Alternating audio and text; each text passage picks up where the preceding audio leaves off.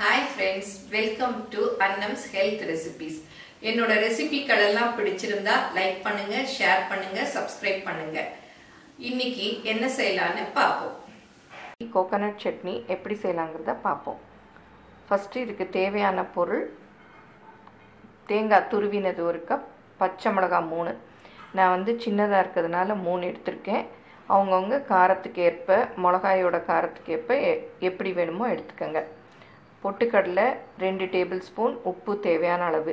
தாளிக்கிறதுக்கு கடுகு, உளுத்தம்பருப்பு, சிவப்பு மிளகாய் 1, கருவேப்பிலை கொஞ்சம். சிலர் வந்து இந்த சட்னியிலேயே இஞ்சி ஒரு துண்டு வச்சு அரைப்பாங்க, பூண்டு கூட சிலர் வச்சு அரைப்பாங்க, சிலர் கொத்தமல்லி வச்சு அரைப்பாங்க.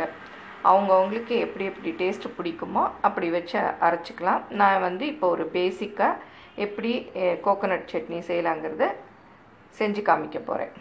மிக்சியில் தேங்காய் வந்து கீரி வேணாலும் போட்டுக்கலாம், ஆனால் துருவி போட்டுக்கிட்டோன்னா நல்லா ஈஸியாக அரைக்க வரும்.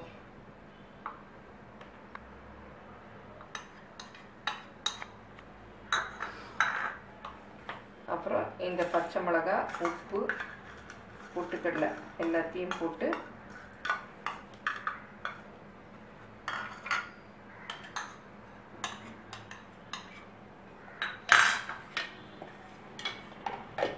ஃபஸ்ட்டு கொஞ்சம் அரைச்சிட்டு அப்புறம் வந்து தண்ணி சேர்த்துக்கலாம். இப்போ சட்னி நல்லா அரைப்பட்டுருச்சு. இதை வந்து அப்படியே ஒரு பவுலில் மாற்றிட்டு தாளித்து கொட்ட வேண்டியதுதான். இப்போ சட்னியை மிக்சிலேருந்து எடுத்து இந்த மாதிரி சர்விங் பவுலுக்கு மாற்றிட்டேன். இது வந்து நமக்கு எவ்வளோ திக்னஸ் வேணுமோ அந்த அளவுக்கு தண்ணி ஊற்றி எடுத்து வச்சுருக்கேன். இப்போ வந்து இதை தாளிக்கணும்.